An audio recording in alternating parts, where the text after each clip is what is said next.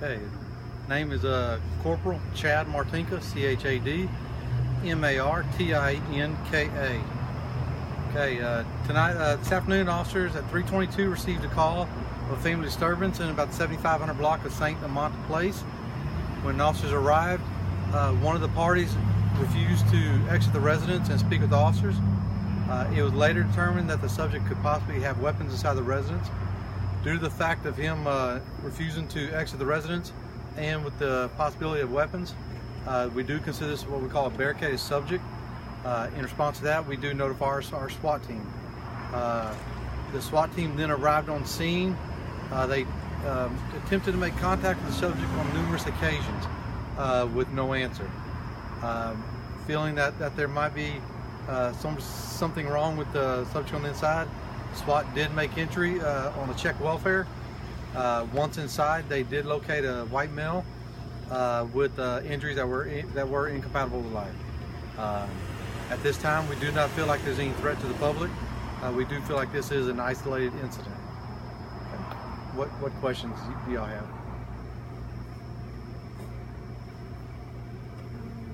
Had you not heard, when did SWAT decide to make entry into the Once they were unable to continuously get a hold of the guy, and then speaking with the family, and they felt that it was necessary to go ahead and make the entry, at which time they did, and that's when they located the subject.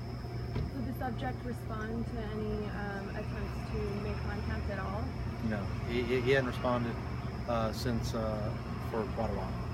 Have you determined at what time the subject? We have no idea. We have no idea what time it Was it, he was found dead, but was it self-inflicted? It appears to be self-inflicted, but that's something we'll have to wait till with the autopsy and the medical examiner to confirm it based on testing that they'll do down there. We were hearing a lot about a domestic dispute that's kind of got out of hand. Would you be able to confirm anything on that? Well, we were called out here on a family disturbance or domestic dispute is what some people call it. That's what our initial call was to come out here for. And then once we got out here, some of the parties did exit the residence.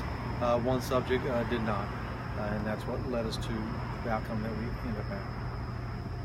Did you suspect that the suspect might have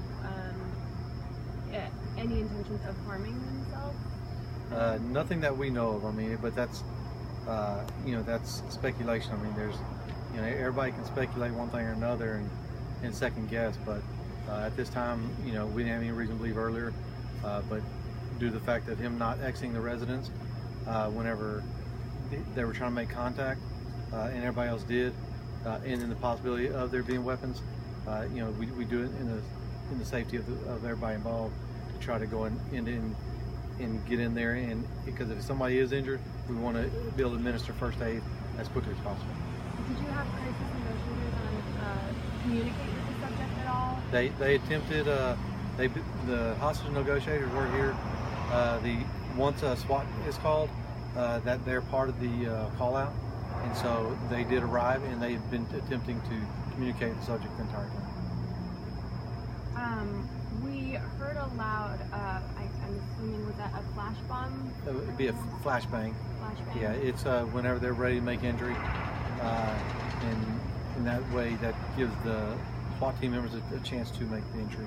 Is there any different protocol between when you believe a subject might be a threat to the public versus the subject being a potential threat to themselves?